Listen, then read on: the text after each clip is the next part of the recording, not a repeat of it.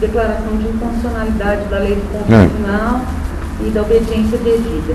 Acho que no momento que o Brasil está vivendo ainda de trabalhar, isso não está sendo ainda questionado no Brasil, acho que essa é a grande preocupação que nós estamos vivendo. Como é que se resgatou? Bom, contar como é que foi essa história? Você teve... É uma história... Queria complementar também por que é que o Código Penal argentino acabou sendo retalhado dentro dessa questão de quais foram, em que momentos sociais, porque aqui nós tivemos a lei dos 15 hediondos, que foi uma reação ao crime, como ele contou uma questão social que foi muito debatida na mídia. E na Argentina, que tipo de episódios que comoveram a sociedade? A sanção de duas leis de anistia, com o nome de Lei de Ponto Final, que era dizer, bom, até aqueles que não tenham sido acusados pelos promotores antes de 2 meses, acabou a ação penal. Isso teve um efeito paradoxal, porque por via das dúvidas, os promotores acusaram do gato. Então, o número acrescentou-se de acusações, para não perder a ação penal. Então, a segunda lei foi a chamada Lei de Obediência Devida, que não tem nada a ver com a obediência devida. A obediência devida é uma eximente que está no Código Penal.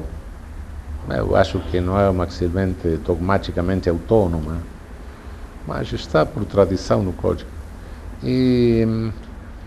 Mas é uma eximente, como é legítima defesa, como é imputabilidade, como é qualquer outra. Para libertar alguém por obediência devida é preciso uma sentença judiciária, dizer, bom, esse sujeito não é responsável. Não, uma lei que presume que agem-se em obediência devida todos os não condenados. Isto é, como dizer, bom, presume-se que todos agiram em legítima defesa, ou presume-se... Não, é uma lei de anistia com outro nome. Isto parou todos os processos, produz o arquivamento dos processos. Começou uma luta dos organismos de direitos humanos, obtiveram de alguns tribunais o reconhecimento, uma coisa que é importante agora, do direito à verdade. Vamos fazer julgamentos não para condenar a ninguém, mas para obter a verdade, porque as vítimas têm um direito à verdade.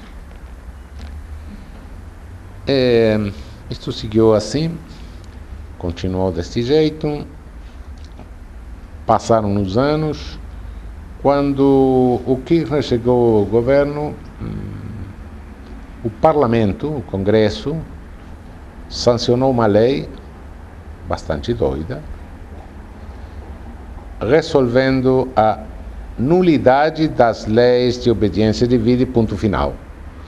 Ou seja, o Parlamento anulou, por lei, as leis que ele mesmo tinha sancionado. Nessas condições, as coisas chegam à Corte Suprema. Tivemos diferentes reações. No meio disto aconteceu uma coisa que a nível pessoal ajudou-me bastante. A Espanha, bom, nós tivemos um arrependido, um sujeito que adoeceu mentalmente e começou a relatar que ele tinha participado dos voos da morte, dos voos nos quais jogavam as pessoas no mar, e foi testemunhar isso perante Garzón na Espanha. Então o Garzón pegou ele e processou ele, condenaram ele na Espanha, em função do princípio universal. Tivemos outro sujeito que foi extraditado do México para a Espanha, também em função do princípio universal. E, aliás, Garzón pediu para a Argentina a extradição de 16 pessoas. Ou seja, o fato novo era que o princípio universal estava funcionando. Realmente. Não era uma ameaça, mas estava funcionando. Nesses anos, com estes processos parados. Bom, mais uma coisa. No ano de 1990, o Menem indulta aos comandantes condenados, junto dos chamados subversivos. Indulta todos. Volto para trás. Nesse período que os processos estavam arquivados, a Corte Interamericana de Direitos Humanos produz uma sentença sobre um caso do Peru, Barrios Altos. A Corte Interamericana estabeleceu que todos esses obstáculos legais eram nulos e teriam de ser removidos. No caso peruano, em nosso caso, era igual. Era muito semelhante. Então,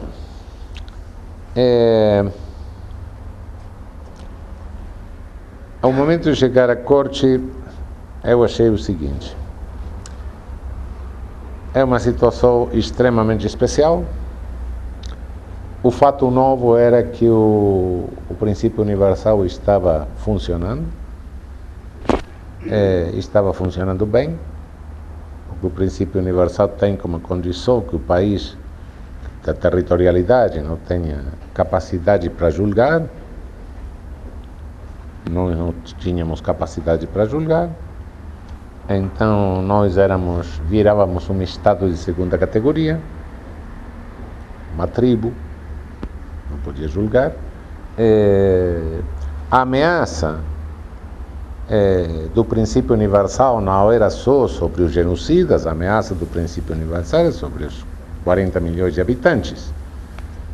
Hipoteticamente, qualquer de nós poderia estar passeando por Puerto Príncipe e ser julgado pela justiça da Haiti. Não condenado, mas pelo menos processado. Suspeito, bom, princípio universal.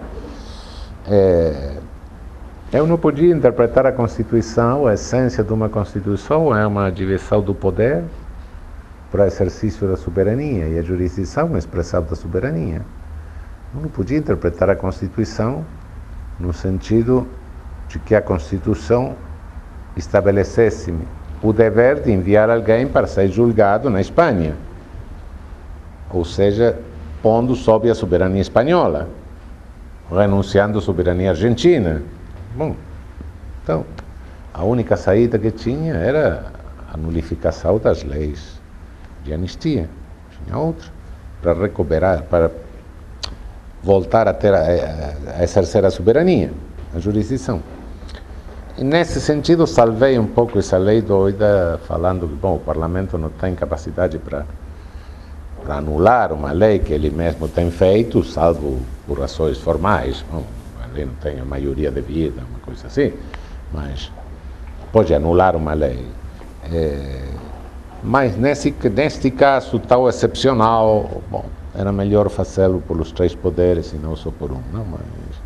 Mas no fundo, sim, a nulificação foi feita por nós, não foi feita pela Corte. Depois chegou o problema dos indultos, que mais ou menos foi a mesma coisa.